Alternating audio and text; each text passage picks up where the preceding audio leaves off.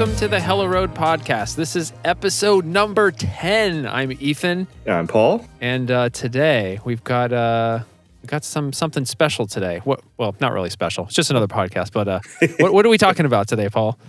Well, today we're going to talk about our deepest, darkest automotive crushes.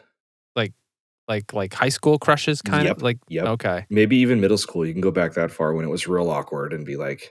Okay. Because that's kind of the way I think this is going to go. There's going to be a lot of awkwardness because... Even the word crush is kind of awkward. I don't even like saying it's kind of like the word moist. It's just not a good word. Right. No. Yeah, it's kind of one of those things where maybe the things you don't want to admit that you like. We're talking about cars, not people, right? Oh, yeah. Okay. Yeah. Just not wanted to people. check. Okay. Oh, come on. All right. I was like, what kind of episode is this going to be? Yeah, exactly. All right. It's going to be about those kind of things. But yeah, that's what we got on the agenda for tonight. Yeah, and we could probably start things off by we got anything going on in our car worlds right now. I did a little bit of work recently on my 2000 Ford F-250. This is the 7.3 liter diesel. That's not exactly a fun vehicle, but million-mile motor. Yeah, million-mile motor.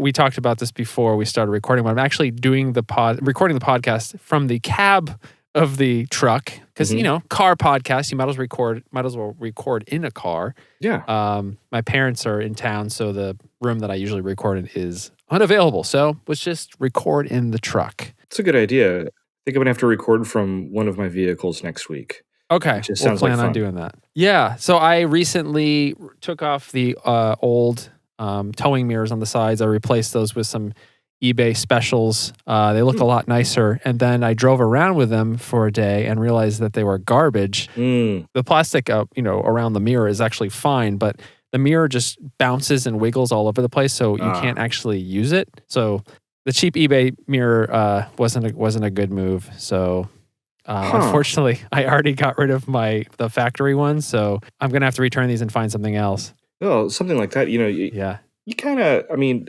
There's good aftermarket alternatives out there, but like the cheapy eBay stuff, yeah, I don't know, that might want to at least go for maybe trying at a pick and pull or something like that to see if something's there. That I'm sure there's plenty of those. Well, actually, maybe there's not a lot of those trucks if they have those million-mile motors in them, Well, I mean, they made a ton of these trucks, and also like the E-Series vans had the same mirrors for a long time, and they used these same mirrors for many, many years. Okay, so it's all interchangeable, so... Yeah, it's interchangeable, and really the ones I had weren't terrible. They were a little bit cracked. So these look great, and they were $90 for the pair. So it wasn't too expensive. So these are going back. Okay. Yep. So that's kind of all I did. Oh, I fixed the glove box on this truck too. That's been broken for over a year. I finally got around to fixing the glove box so it shuts. Cool. Big exciting news in my automotive world. Well, yeah. I mean. That's kind of an annoyance if the glove box doesn't stay shut and opens and drops everything or flops about as you're driving. So that's part of the problem was that anybody that sits in the passenger seat immediately goes to try to shut it and then realize it doesn't shut. And it's like, I just haven't gotten to it. Yeah, it takes me a very, very long time to fix anything that's wrong with my vehicles. My Nova's been kind of messed up for I don't know. Before we started recording this podcast, and it's still for a few months. Yep. We'll take a look at it. We'll get it up and running again because I miss that car. I miss seeing the videos of that car, and I need to experience that car too. So. Yes, you definitely do. Cool. Yeah, nothing that I've physically done except for strain myself mentally over the Honda Fit, and it's...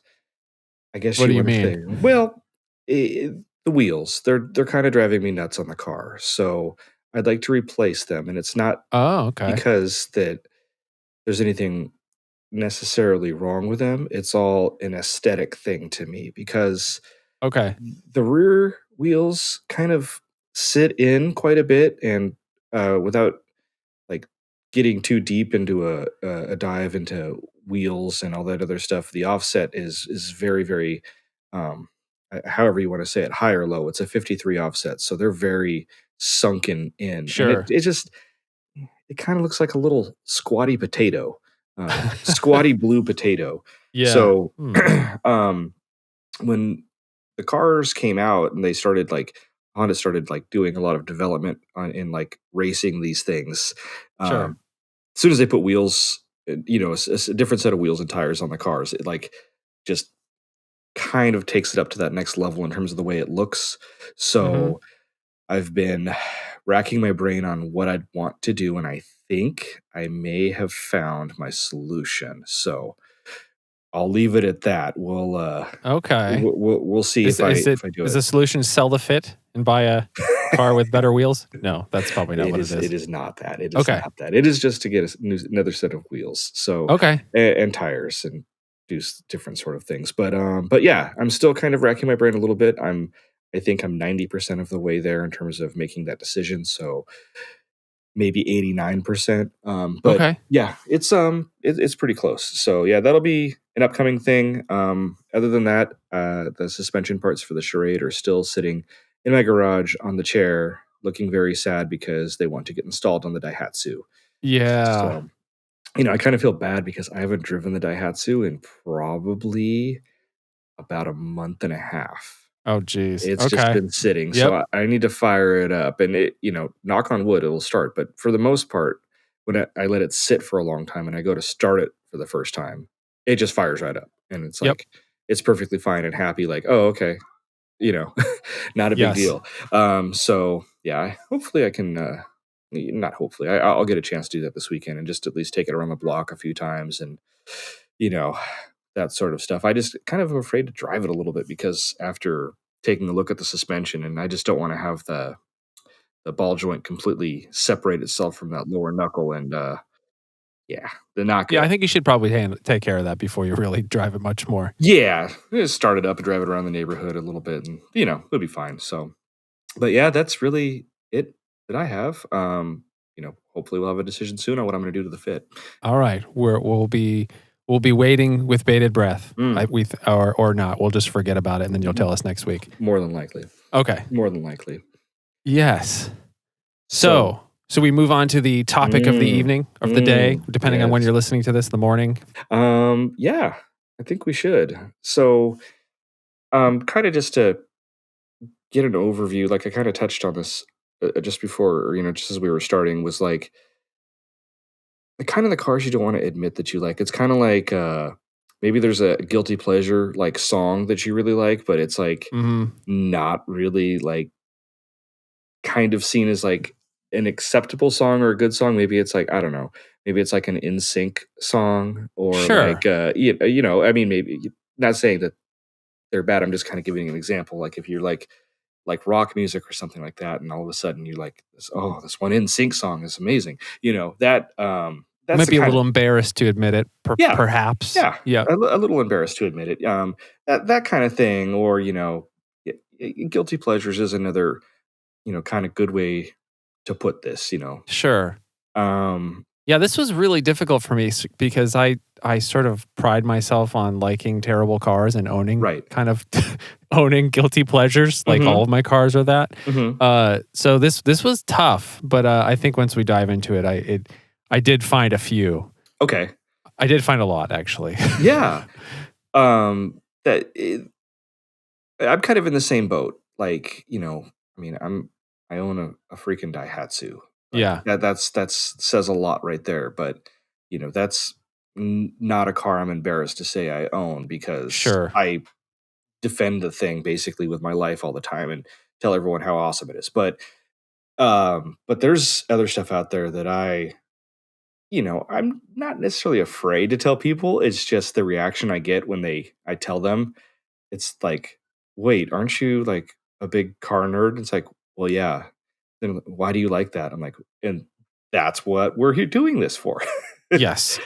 So yeah, got a couple. So so why don't you kick it off?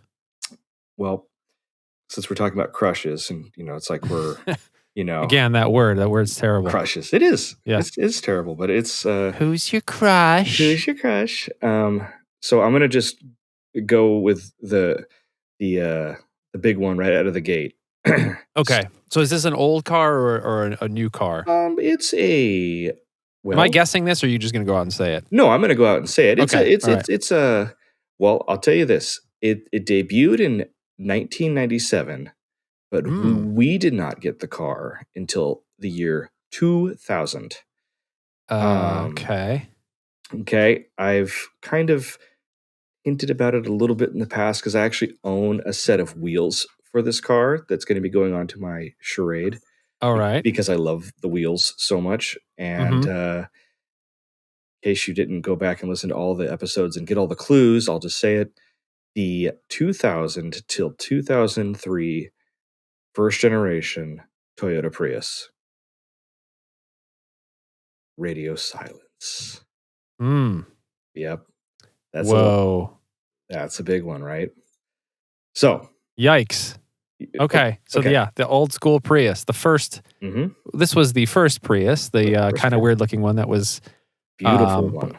it's not a hatchback. No, it was a little sedan. Yep. So, I still see a lot of those. yeah, there's still Yep. there's a lot of them around. They're still Usually out and running. filled with like several dents and scratches Yes, by now. They're all kind of beat up mostly, but they are. So, I don't really know what drew me to the car besides the absolute kind of, I guess you could say, the uncertainty that was about them because I remember when they sure. came out in 2000 and everybody was kind of scoffing at it like, "What is this hybrid Yeah. car? What is this thing?" But and I kind of thought that too, but the thing that drew me to the car, and this is the silliest thing, was the looks of the car. Okay. It just and, I'm probably in the very, very, very small minority here. I just love the design of the car. Yeah. There's little things about it that just make me happy to see. So, when I do see one out on the street, it kind of makes my day because even if it is dented and stuff like that, it still Well, makes me happy. yeah. I mean, they're kind of a cute little car. Did they all have the antenna kind of in the middle Yeah. on the front? Yeah, that They was kind of a neat little feature, kind of Euro feature. yeah. Um, They did. it was kind of a nicer looking Toyota Echo. That's what a lot of people kind of compare it to, and they say, "Oh, Yeah, it's just like an Echo," but it's not. I think the Echo is a little bit smaller. They're not based on the same yeah, platform. sure, The Prius was its own complete thing from the ground up, just because of all the stuff that had to go in for the batteries and all that fun stuff. But yeah, it was actually the world's very first mass-produced hybrid car. yep, It was not the first hybrid in the United States. That actually went to the Honda Insight, the first generation Insight, yeah. the The two-door, the little, little fender skirts, yep, which was a really cool car in itself, because as a hybrid, it also was available in a stick and shift. yeah, So yep, it was a pretty cool little, car that was out, but that eclipsed the Prius by about excuse me, 7 months, and so Honda was first hybrid in America, yep. followed by the Toyota Prius. So, um, yeah, I remember seeing them at the LA Auto Show in 2000 and just being there was a big, big, big thing about it because it was, like, it's kind of being touted almost as like the new Model T, like, the hybrids are coming. This Sure. is it. This is a big deal. This is gonna solve the, fossil fuel dependency. This is the gas mileage on the car. I think it was rated at 54 miles to the gallon at the time.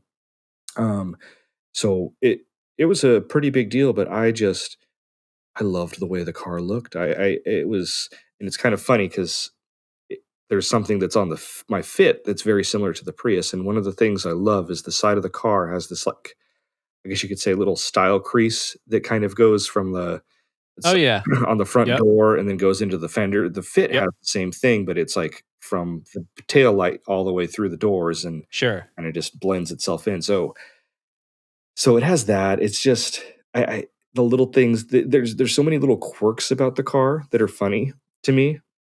Yep, It has a column shifter and it's yep. attached to the only transmission, which is we can call it a CVT, but it's actually more of like a planetary gear. a single speed gearbox. It's Okay. kind of interesting the way it works. There was like the level of my nerdness for this car goes deep into YouTube videos of this professor at a university in Utah who teaches something about hybrid technology or transmissions or something, in probably a 3-part, maybe total 90-minute YouTube video of him taking it apart and showing all the pieces and how it works. And it was just the most awesome thing ever. I was like, Yeah. I could totally rebuild that thing if I need to. But yeah, overall, the cars themselves, they've aged pretty good. They do have hybrid batteries in them, which do eventually start to wear themselves out, just Yeah. any battery device. But there's things you can do to actually, replace the cells that go bad in it, and all the way up to like full on replacement of the battery, and then also upgrading them to newer cells from the newer models. That's all things that can be done. So it keeps the cars on the road because excuse me, besides the batteries, of course, you have that wonderful, reliable Toyota engine, which in the first generation Prius's case made about 70 horsepower. So it was not very quick. Yeah. So interesting little car for sure. It just, like I said, the design of it makes me happy, and everything about the car was leading me to wanting to replace. It was kind of a silly thing, but I was thinking it was one of the first cars that I thought about possibly replacing my Mini Cooper with when I had my Mini Cooper, and it was all because of the design, which was complete left field departure from like sporty little hatchback with a stick shift to this frumpy little Prius. But Yeah.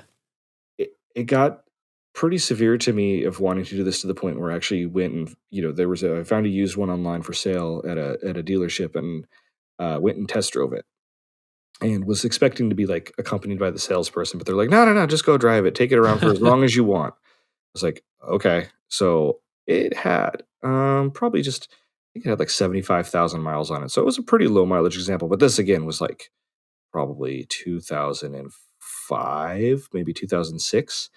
And it was not what I expected. I knew it was going to be slow, and it was. But the thing that I told myself I don't think I could get used to was that regenerative braking system.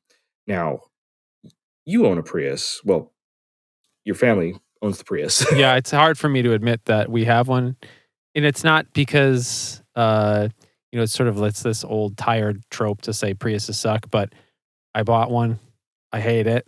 So yes, we own it, and I don't like it. It's 2016. It's not a first gen. It's the latest gen. The latest, Yep. the third gen. But it has that regenerative braking system, and on the first gen, it's very, very, very touchy, like to the point where the pedal traveled. It felt like half an inch, and like I felt like I was going to lock up the front wheels. It was, but the car wasn't stopping, so it was very weird, very, very strange. So that kind of dashed my dreams of my dreams of driving and owning one, and then dreams of driving and owning a Prius, a first gen Prius, yes, with my column shifter.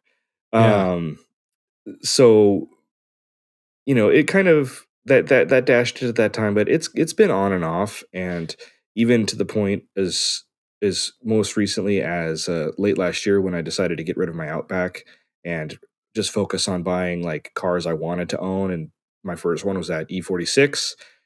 The Gen 1 Prius was pretty much next in line if I was going to continue that. All right. Which I didn't, because I ended up just going out and getting another car payment and buying a Fit. But sure. I probably would have gone the Prius route and just enjoyed it for a couple months and just lived that Prius life. But it's definitely it's old enough. At least that we got it here in 2000. Maybe a little before then. I don't know when the first cars started to hit the shores here, but it's old enough that the thing's almost 20 years old, that I could see people starting to have nostalgia for this vehicle. The early 2000s cars from that era. There's kids that they're maybe their mom had one or their grandma had one or something, and they're old enough that people are starting to remember them and think back and like, oh yeah, remember that weird Prius that was before the Prius that everybody knows. But even so, they sold quite a few of these, didn't they? Yeah, they did. I mean, it was not as successful, obviously, as the second generation, Sure. which just was like flooding the streets of Southern California when they came out. But they did sell pretty well. So the idea of the hybrid car caught on pretty quick, and people started to realize it. I mean, early 2000s gas was still relatively cheap. It wasn't, I think, somewhere around, it was easy to find $2.50 gas and all those other happy things from the early 2000s gas wise that we had compared to where it's at now. So it wasn't like as much of a necessity as it became later when gas got really expensive, but the early adopters to the hybrid technology, they were definitely out there, and it did create a buzz. So they only kept the car around for a few years before they redesigned it. And when Toyota redesigned the Prius for the first time to the second generation, their market they were really targeting was the United States. So the car was much bigger. It became a 5-door hatchback, got better gas mileage, had better life expectancy out of the battery. Yep. Everything was just more efficient. And that's kind of what they've done with each model redesign since then, is just kind of up the ante a bit, even though they can be absolutely soulless dumb cars that you can't see out of in the case of the case of the fourth generation that's out now. Yeah. But it's it's funny to think about, when the second gen came out, there was a huge buzz about that car too. I remember there being, there would be a lot of press about all these Hollywood movie stars that were buying Priuses and, driving them around and, obviously wanting to do the right thing by the environment. There was a lot of press around this car when it first came out. It's easy to kind of think about it as an enthusiast now and sort of scoff at it, but it's made such an incredible impact. I mean, they've sold tons of these. I will say the latest gen, I hate it for kind of a similar reasons that you were talking about with the first gen. The regenerative braking on my 2016 is really not great as it transitions from regenerative to the traditional hydraulic. And it's like you said, sometimes you press on the brake a little bit and it feels like the car's slamming to a stop, and sometimes you press on it hard and it's barely doing anything. Right. And then sometimes you're pressing on it and all of a sudden you feel something shift, and then your foot just sinks down into the pedal. Yeah. Like you didn't do anything. Like your foot has not moved, and then all of a sudden the pedal just travels further down to the ground. And it's I've had a few people drive my car and everybody says the same thing, that the brakes are terrible. And it's just funny that that's not really made a big. You don't really hear a lot of news about that. Yeah, it's like it hasn't improved much since the first generation to the most current, or at least up to 2016. But even still, that's something you'd think that they would improve on. But I guess it works, and that's how that works. But the original generation, that's a it's got an interesting, unique shape, and you don't see them that often. And I think that's kind of I generally like to drive around in cars that you don't see that often. So yeah, and that's kind of another thing that draws me to it, is it's just a little different. So it kind of always stood out to me when I would see them. Yeah. It's like, oh, okay, that's a first gen Prius. Well, that's a good one. I didn't expect you to say to go right off the bat with Prius. That's I have to set the that's stage. Surprising. Yes, all mine are going to sound pretty lame. No. Well, just one other quick thing I want to add, because it's the silliest thing with the car. So I talked about the wheels. I bought a set of them to put on my Daihatsu because they're the same. They're 14-inch wheels by 6 inches wide, and they have the right offset and everything, which is great. And they look kind of cool because they're polished.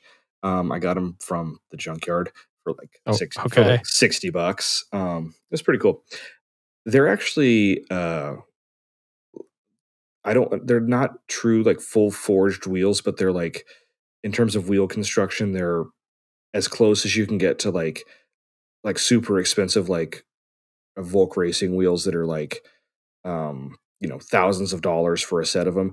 They're made of that same sort of building process that was made to help keep the weight down on them. So they weigh, I think, something like maybe 6 pounds each. Okay. They're so light. So That's pretty nuts. It's really funny. So I'm really anxious to get them hooked up onto the Daihatsu to see first how they're going to look, and also if there's going to be any improvement in performance from the Daihatsu, since it has less rolling mass to sure to rotate. Any little tiny thing can help. Yes, anything can help. So that's my number one crush. We'll say that my number one crush. So first gen Toyota Prius, love it. All right. Well, I can do one. Dodge Journey. I'm just kidding. No, I would never. No, never.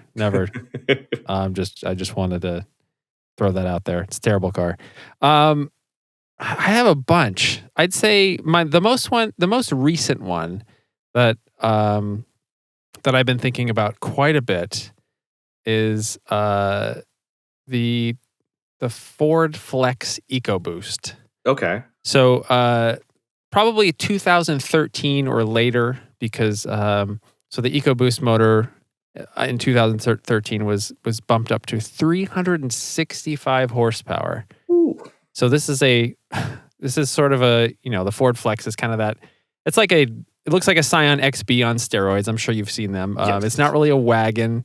It's not really an SUV. It's not really a crossover. It's just sort of this no man's land of like, what the heck is it? So 3-row. It's got lots of space on the inside.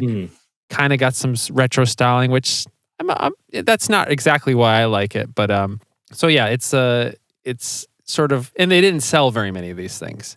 I think they expected to sell 100,000 a year or something. It didn't even come close to that. Really? I see them everywhere. Yeah. I think in terms of what Ford was expecting out of this vehicle, it was kind of a flop. Okay.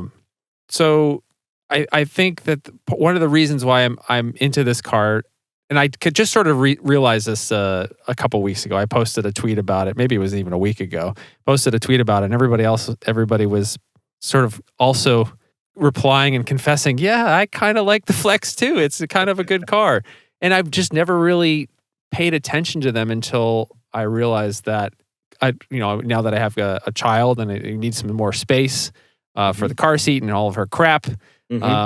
Is there a car out there that could have like a little bit of get up and go and still be able to fit everything comfortably? Plus, I hate my Prius so much. It's so small and hard to fit into with, me being tall and having the baby seat behind me, that this sort of popped up on my radar as a potential family car replacement that I wouldn't totally hate. Right. And I guess crush, we're talking about like secret crushes. Maybe this one doesn't quite fit because it was sort of a recent like realization that I've got a crush on this car. But yeah, it's definitely something that I really want to try. I really want to drive a Ford Flex EcoBoost. I've never driven the EcoBoost. I've only driven the standard V6 version. So yeah, I mean that amount of power and that. So that would be all-wheel drive, or is that still front-wheel drive? There is an all-wheel drive version. I don't know if they're all-wheel drive, but it's just front-wheel drive. Yeah, that's something I should probably learn about my crush. Yeah, I need to send some notes across. Pass some notes around class so I can. Yep, exactly. It's funny. I haven't done a whole ton of research on them. I've never. It is a bit surprising because it's kind of, it's definitely not in any sort of, well, maybe. I mean, any car, I guess, can be made into an enthusiast car, but like, it's kind of far removed from it. I mean, I don't think it's as far removed as a first gen Prius, but yeah. But at the same time, I mean, that's something to think about. If I know like the Taurus SHOs, which is kind of another one of my. I like that car a lot because of the power that you have and the all-wheel drive and the big sedan and the fact that they're super cheap, like $12,000 to $13,000, and drop another $1,000 in on a couple little modifications and you have a 400 horsepower car. It's pretty cool. So yeah, I don't know about the Flex. I can imagine though that if that thing had all-wheel drive and the 365 horsepower EcoBoost V6 in it, that would be a total sleeper. Um, Yes. you would just it would just rip pretty good. Yeah, and there's, you know, I guess like I said earlier, I'm not really into the kind of retro bits of it. Like I think the refresh that they did, they kind of updated the front end a little bit. Mhm. I like that a little better because it's not trying to look like an old car as much. Yeah. And some of these have a really nice two-tone paint where the bottom half of the car is like red or blue, for instance, and the top half is black. Yeah. And I love that. That looks really, really good. Okay. And I'm sure if you get inside this car, you're gonna be like, it's kind of just like a regular Ford. Maybe some of the dashboard parts are kind of chintzy or cheap looking. Mhm. But I think that's probably good for a family car where Yeah. I know my daughter is gonna spill juice on everything. Mhm. Or get Cheerios crammed into every crevice and crack in the vehicle. So Yeah. I wouldn't mind if it's maybe not the nicest interior. Yeah. So Okay. and I guess part of it is that I don't necessarily need one vehicle to do everything. I don't need this to be my car that I'm carving canyons in. I'm sure it would be pretty fun getting onto freeway on ramps and not having any problem passing people and that kind of thing. Yep. And it's probably fun in its own way, but I don't need it to be I wouldn't need it to be sporty. Right. Right. And I'm sitting here thinking about these things, and I think I mean, they didn't have like an SVT version of it or like a Ford Performance version, but I could have sworn No. they had like some sort of a sport version of the thing that like just had like all like it looked really good if I recall correctly. It had like the two-tone paint, but it was like kind of like maybe black and gray or silver or something.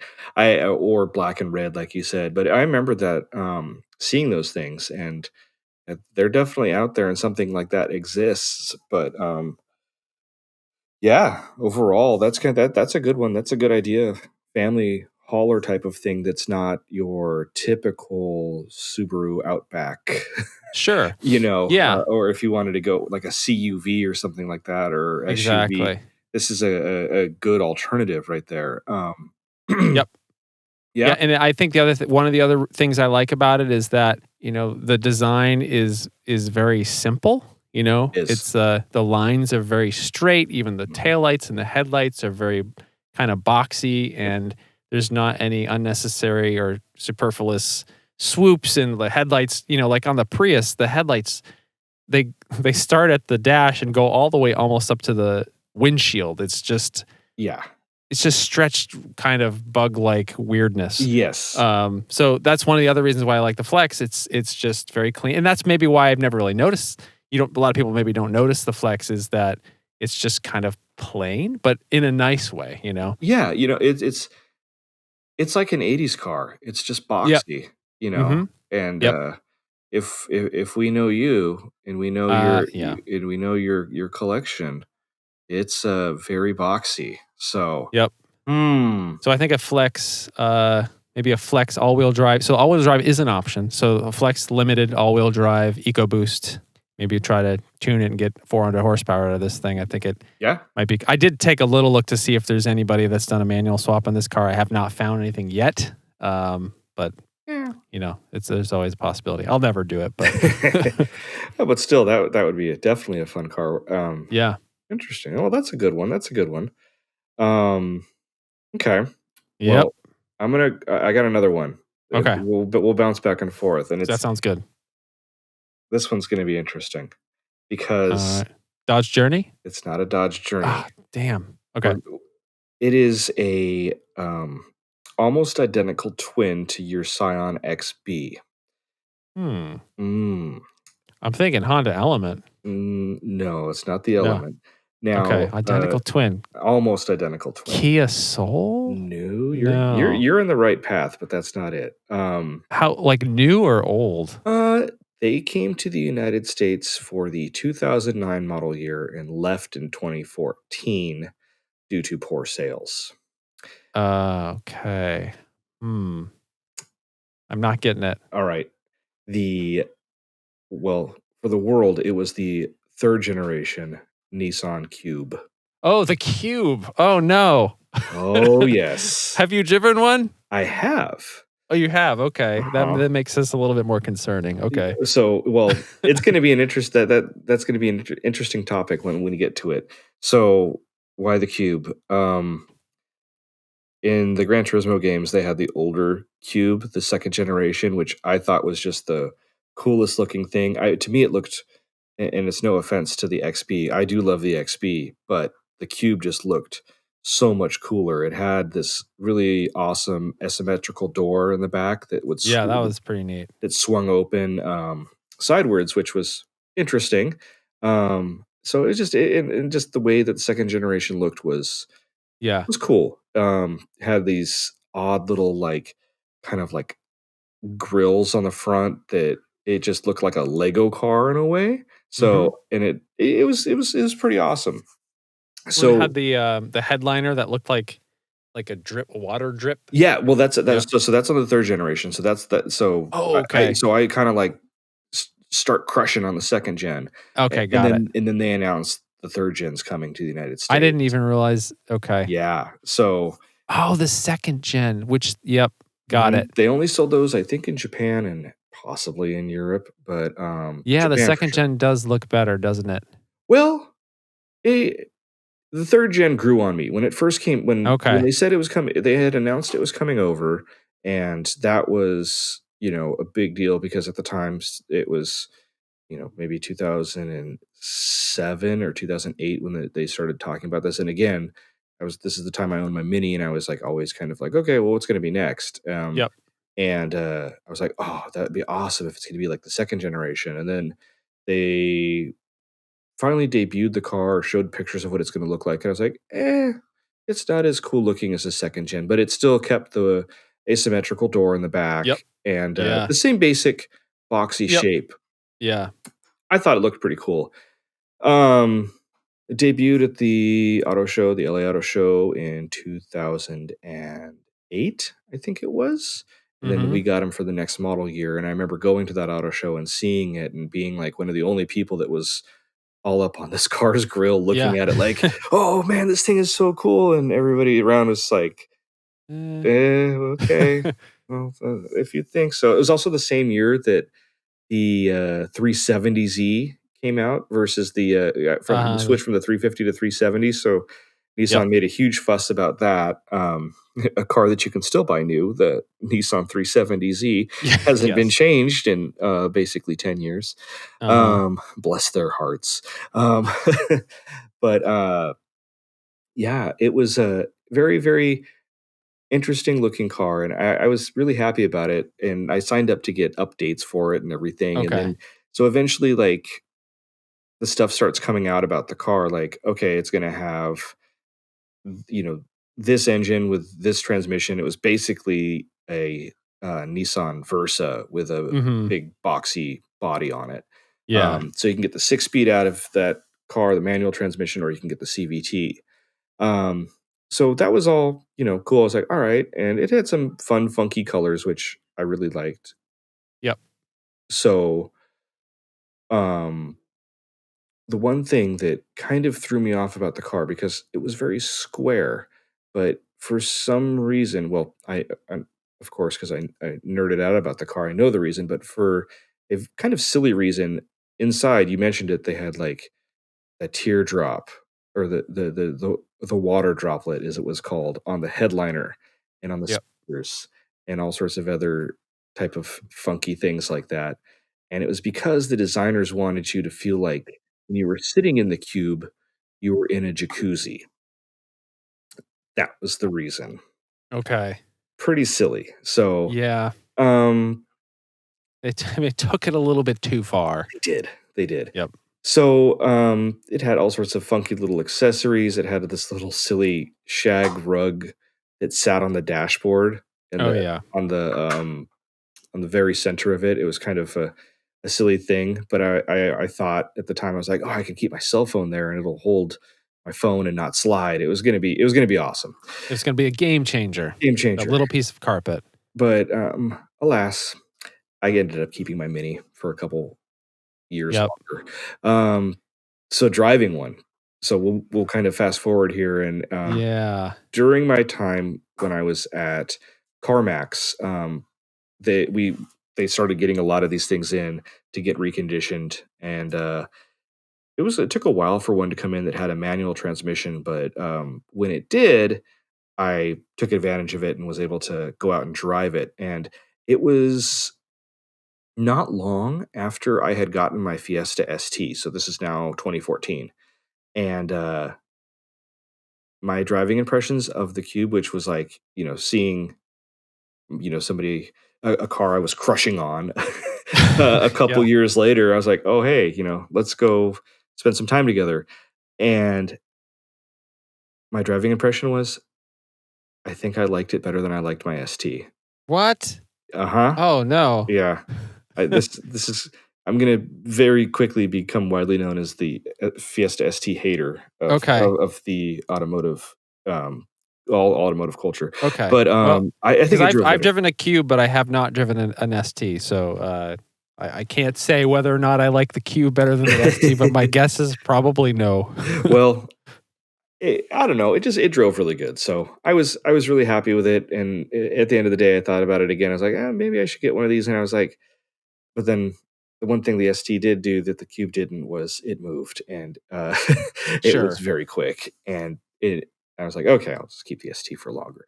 So the Nissan Cube, every time I see one, I think about it. And I love. Is this another one that got away? You wish?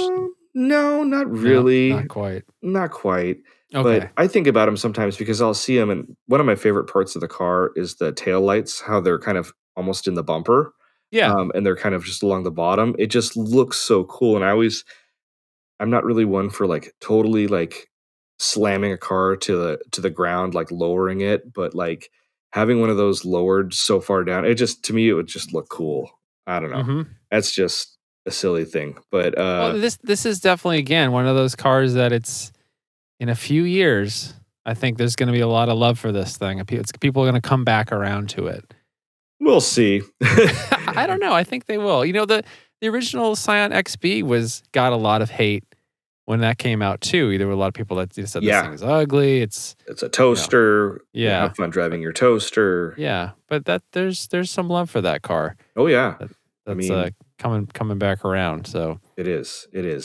So yeah, that would be. Wow, that's unexpected. Crush number 2. Okay. Yep. Interesting. Mm-hmm. Okay. I drove one. I did not like how it drove compared to my Scion. Have you driven a Scion XB? We should do a Scion XB Nissan Cube showdown. We should find some. I'm sure somebody on Turo's got a Cube for rent. Yes. And we should do that. That would make that would make for some good. We can put a Cube up against my 225,000 mile Scion 2005 Scion XB. I'm trying to think. Have I driven an XB? I did. My friend had bought a new one right when they came out, and I got to drive it around the block of my parents' house. But then something happened with the financing, and he wasn't able to secure a loan, and he had to return it the next day or something. Oh no! But I did drive it. I did drive one around the block. It was a stick shift. Okay. And don't really remember it.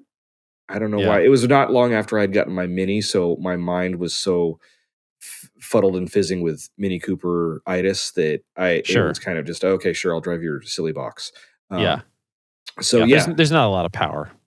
Yep. Yeah. But, I'm used to that. You're used to that. That's kind of what we like. We like less power. Yes.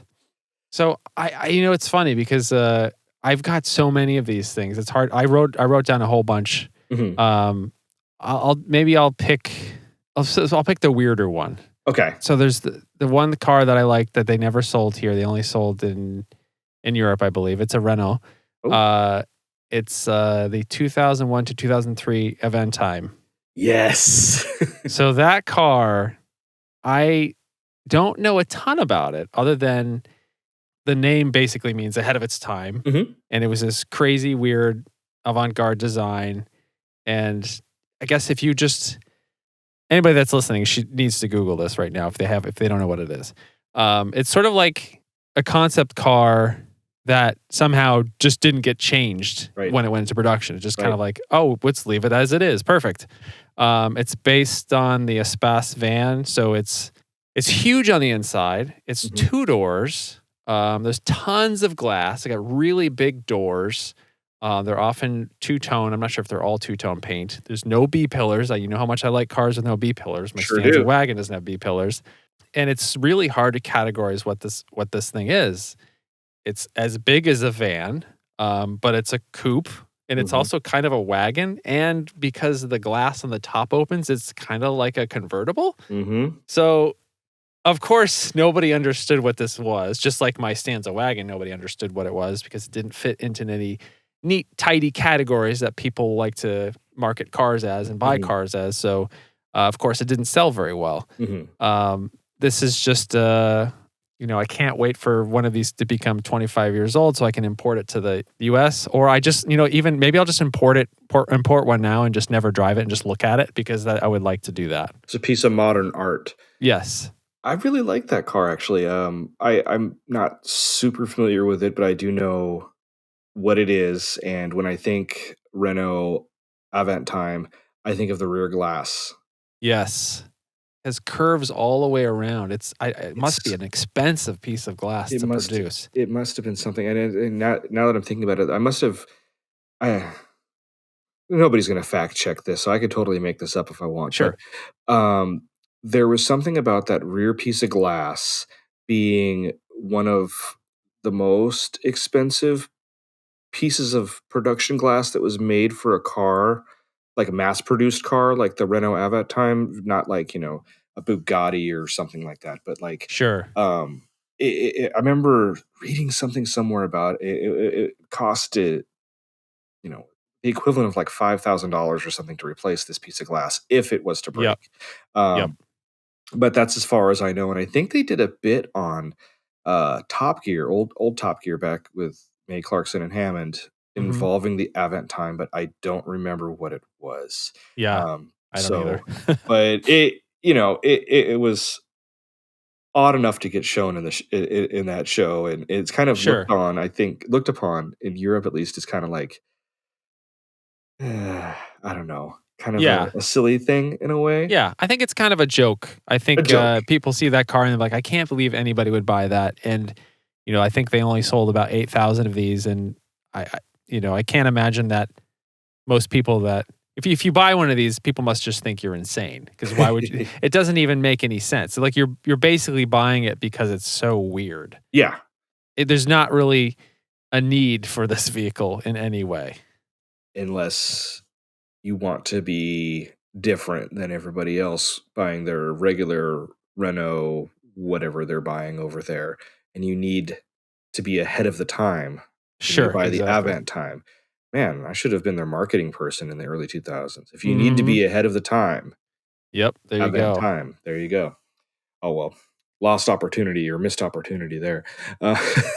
Yeah. So yeah, it's just such a weird car. Yeah. I really, really would like to find a way to import one of these. If there's any that haven't been, they only made 8,000 of these. I'm not sure how many are kind of still kicking around right now, but there's probably a good amount. And in all honesty, there's probably a good couple people here in the United States that would have the interest enough in the vehicle to import one over here for the sake of, taking it to Cars and Coffee or car shows and having people go, what the hell is that thing? Yeah, exactly. But I like it. I think it's a good looking car because it's so different. So I agree. That's a good little automotive crush. Yeah, and part of it is for me, it's not exactly that it's different. It's more of that it's just wild that it even made it into production. Yeah. That all of the people that needed to sign off on this and agree to this and, everybody like down the production line and down the, weren't like just laughing the whole time that they were building this thing. Like, I can't believe we're making this thing. Right. It's similar in the way, not that it's a car that I really have a care for or anything, but like the Plymouth Prowler reminds me of that, where it's like, how the hell did that thing make it through production or make it into production? But Yeah, there was a need for it, I guess.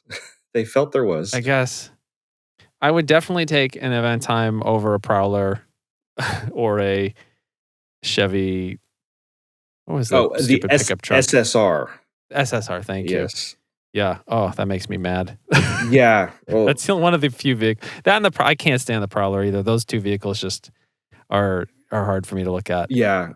The SSRs, when during my time at CarMax, they were still actively trying to buy those things Okay. and recondition them to sell. And of all the cars that we'd get in to get reconditioned, those things were the absolute biggest pain in the ass, because every single piece inside the cabin of that car was always broken. Oh. And every single piece inside of that car was discontinued from GM.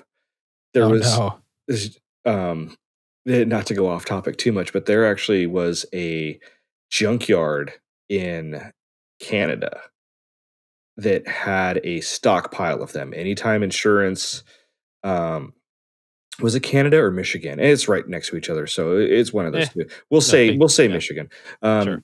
Every time an insurance company would total an SSR, this company would, do everything they could to get it, and Okay. they stockpiled all of them. So if you bought a Chevy SSR from CarMax between 2010 and I guess 2015, when they stopped doing the cars, more than likely all the interior parts were bastardized from other Chevy SSRs. Okay. Very interesting. But yeah, every time that one of those would come in, it would be just like, oh, not this again. this again.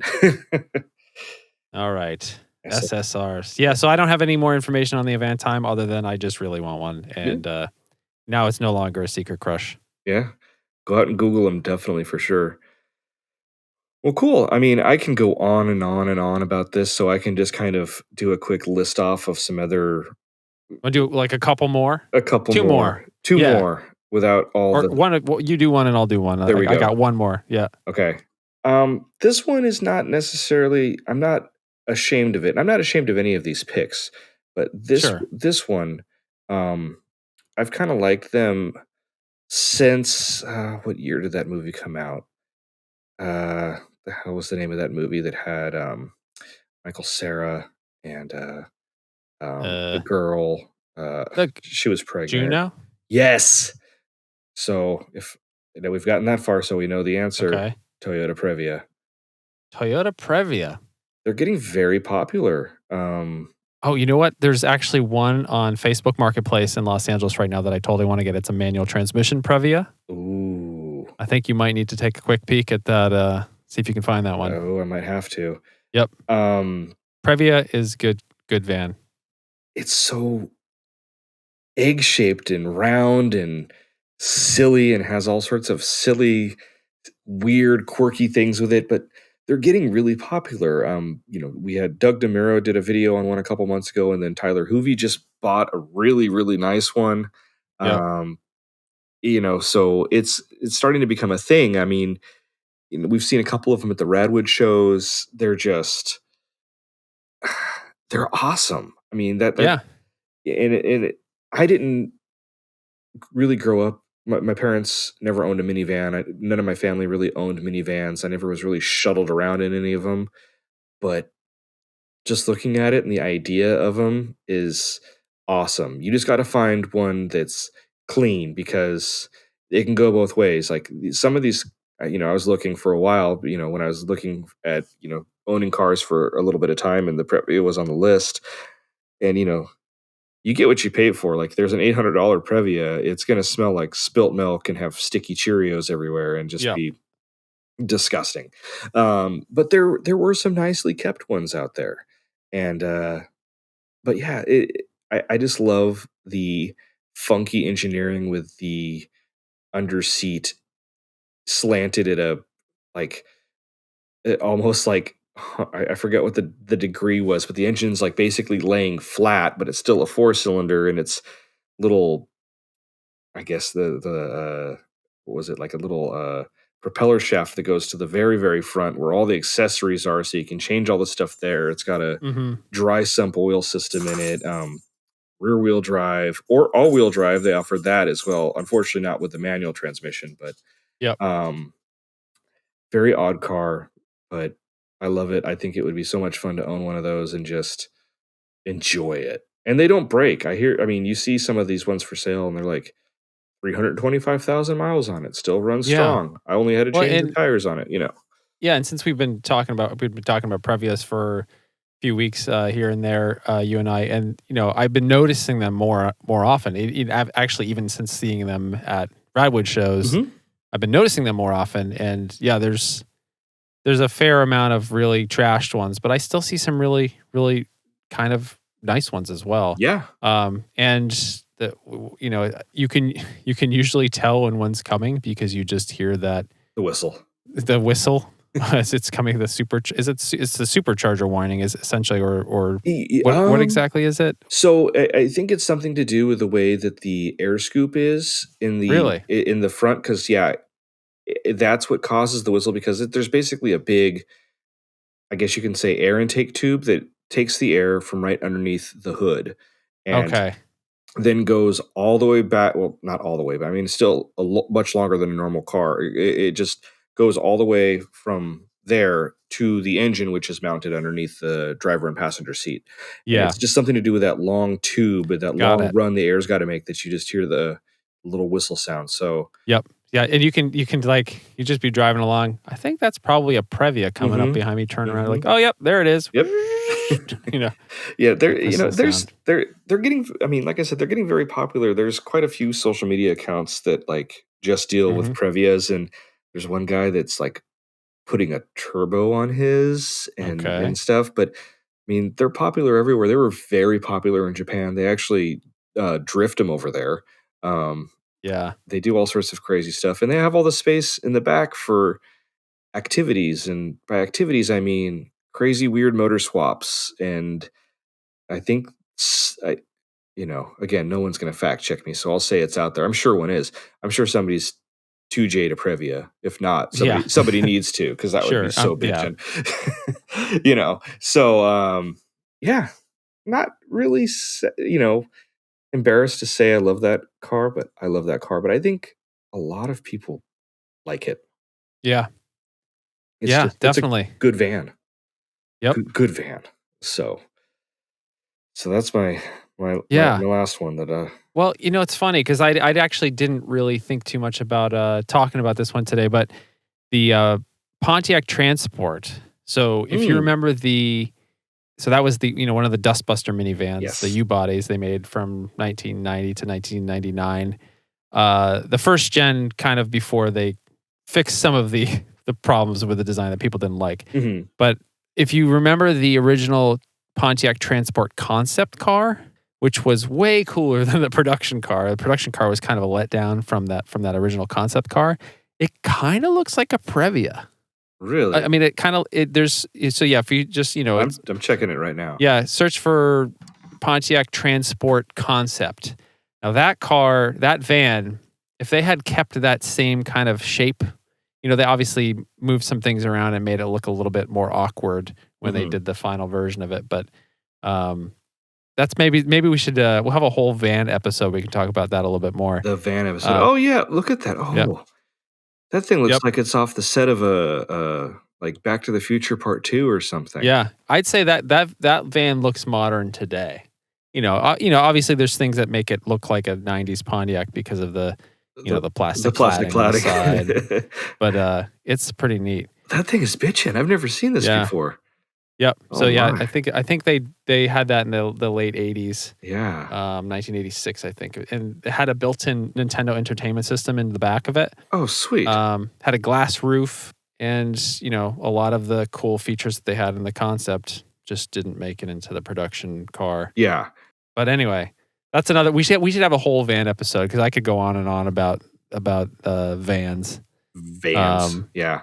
The car that I was going to mention is it's a version of the car that pretty much ruined GM's reputation in the early 80s. Ooh. Yes. So this is a car that nobody should like. Everybody at GM should hate it because it pretty much turned people off from their brand for years and maybe even lifetimes. And it's a version of a car that was originally 1980 Motor Trend Car of the Year. Ooh. So I'm thinking that they probably regret that choice. This was the Citation. So not specifically the Chevy Citation, but in 1981, they made actually throughout the first few years, I believe, they had the Citation X-11.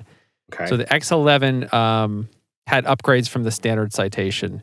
Just mainly, I think in 1980 it was sort of just cosmetic changes, but in 1981, they gave it a high output version of their 2.8 liter V6. So it had a 135 horsepower, 0 to 60 in like 8.5 seconds, which was pretty good for 1981. Yeah. Functional cowl hood, scoop. Yeah, so that's a just sort of forgotten version of the Citation that I always kind of liked the shape. I liked the kind of squared off front end of it. And they had some cosmetic upgrades over the regular Citation that made it look a little bit sportier. So yeah, it's kind of a weird car crush because technically not really a good vehicle.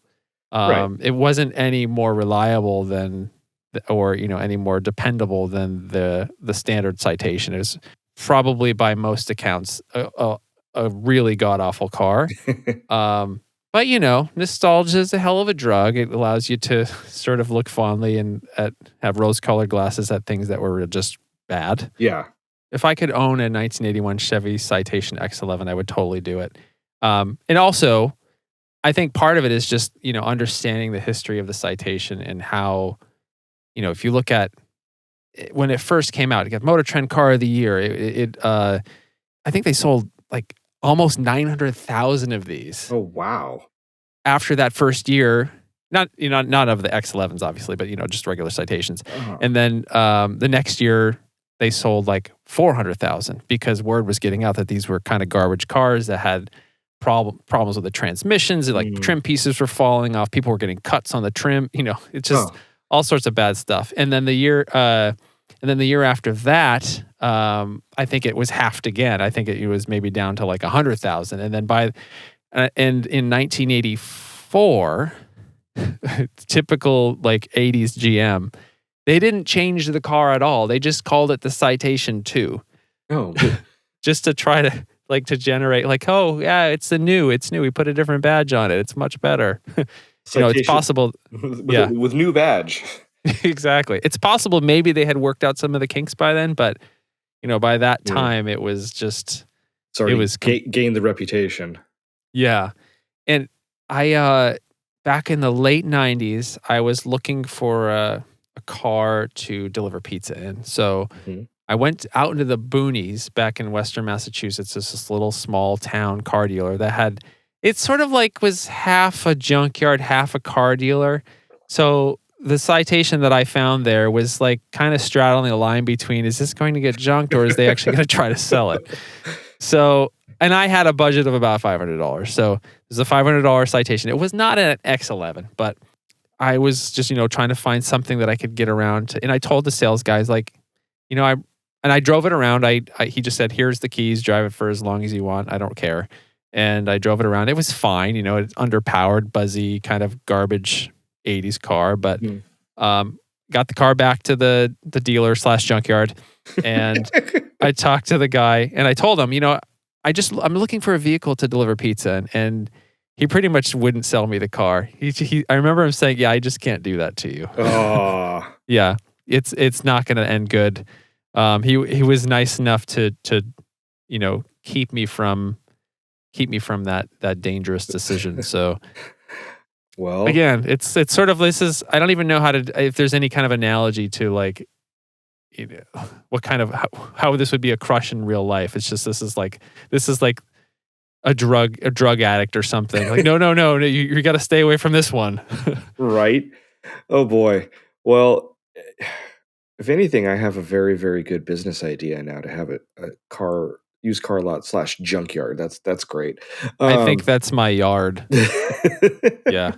I have like a line down the middle, and it's like if one's not running, I just push it over to the junkyard side. On the junk side. Easy. I got a funny citation story. Try to say that 5 times fast. I remember my collection of Hot Wheels I had as a kid, just the toy cars I played with. I remember having a Chevy Citation Hot Wheels, or maybe it was a Matchbox. I don't know. And I used to think I think it was one of my favorite cars, just the way it looked. And it was like always like the fast car that ever would win the race or whatever. My parents recently dug up all those Hot Wheels. I need to get them over here to my house and just admire the awesomeness that they are. But if I find that Citation, I'm going to give it to you. So you can say you owned a Citation. Yeah. Awesome. Yeah.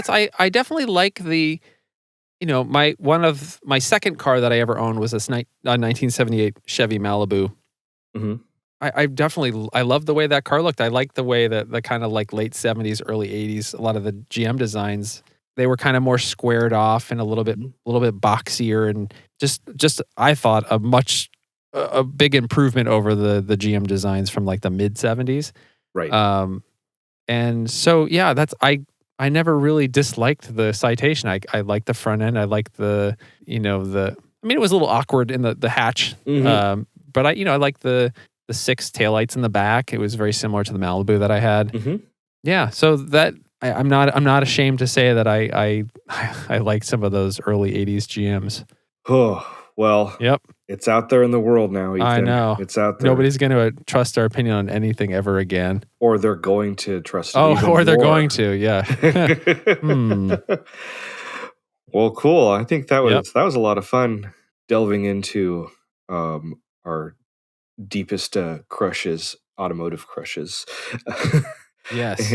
we both learned a lot tonight. Definitely. That's for sure. Cool. I guess that's it for the Crush episode. Yeah. I guess all we got left to do now is just plug our social medias and bid you all adieu. So where can everybody find you, Ethan? YouTube.com/HelloRoad. And you can also find me on Instagram and Twitter at Mr. Ethan Tufts. And also there's a Facebook group you should join if you're interested in unique cars and travel and exploring and adventure and that kind of stuff.